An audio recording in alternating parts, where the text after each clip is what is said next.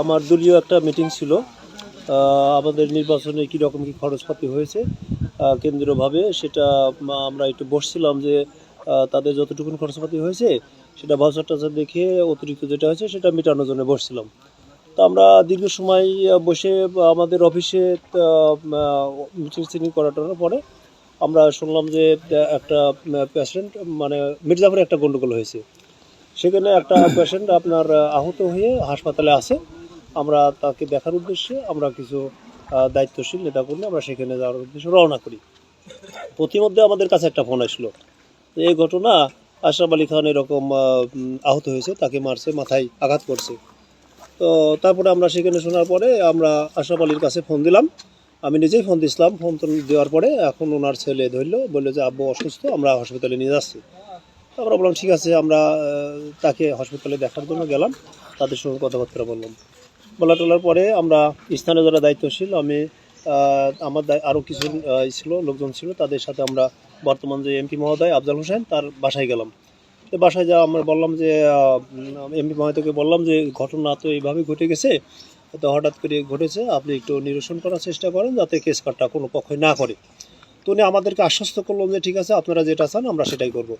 দুইটা পক্ষকে যাতে যেভাবে সান্ত্বনা দেওয়া শান্ত করা যায় সেই কথাই আমরা ওখানে বলে আসলাম।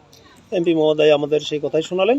আমরা শুনে টুনে এসে আমরা রাত্রেবেলা চলে আসছি, অনেক রাত্রে আসছি।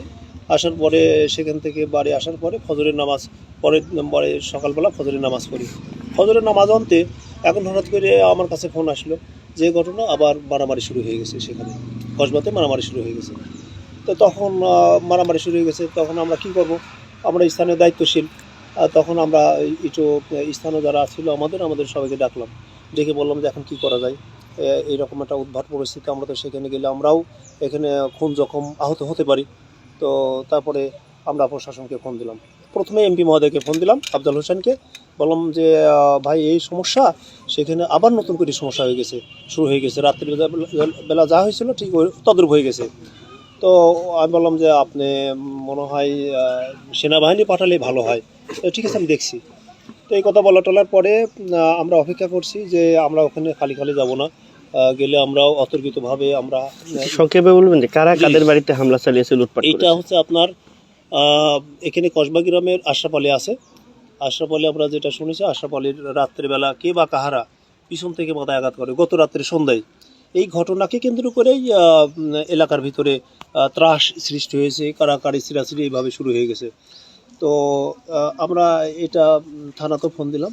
তো সোহাগ ভাই ছিল। কি হয়েছে ত্রাসটা, মানে এলাকার পরিস্থিতি কি? এলাকার পরিস্থিতি আপনার আমরা যেটা শুনতে পারলাম যে আপনার বাড়ির লুটপুট, বাড়ির চুরি ভাঙচুর, তারপরে আপনার গরু বাছুরগুলির লুটপুট করা, এই সমস্ত ঘটনা আমরা শুনেছেন না বাস্তবে এসে প্রমাণও পেয়েছেন? না, আমরা সেটা শুনছি। শোনার পরে আমরা এখানে আপনার এসআই সোহাগ ছিলেন কুমারখালী থানার, উনি ওনার সাথে আমরা দেখা করলাম, দেখা করে বললাম যে ভাই আমরা তো আসছি, তো কি অবস্থা।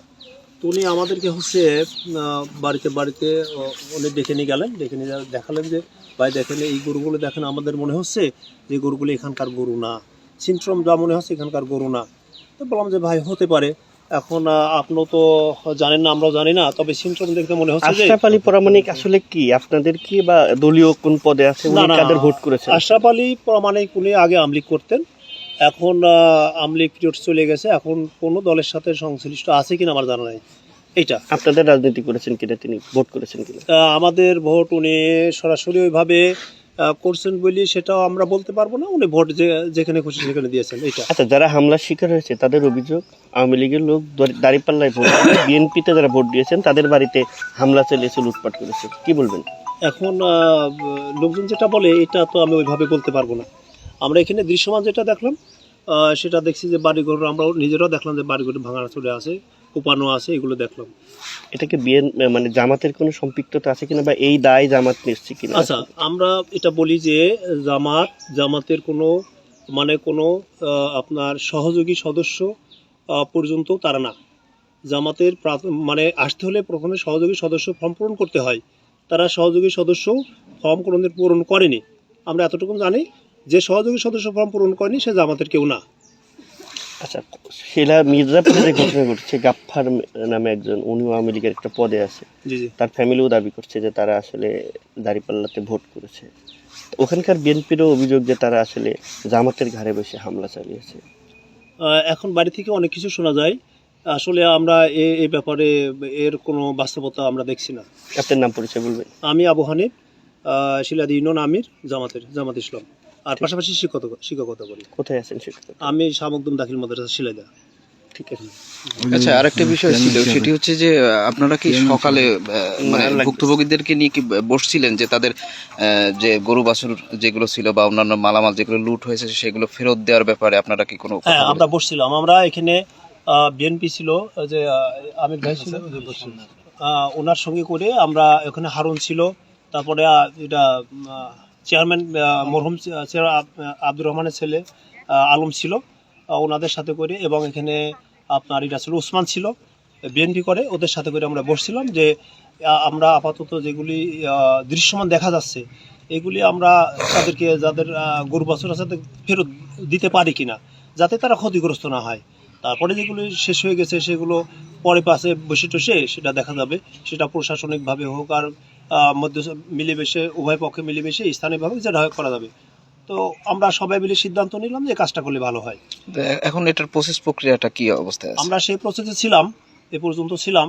তো এখন ওই আশরাফ আলী খান যিনি আহত হয়েছেন উনি হসপিটালে আছেন, হসপিটালে থাকার পরে ওনার কাছে আমরা ফোন দিলাম যে এই ঘটনা, এখন কি করতে পারি আমরা।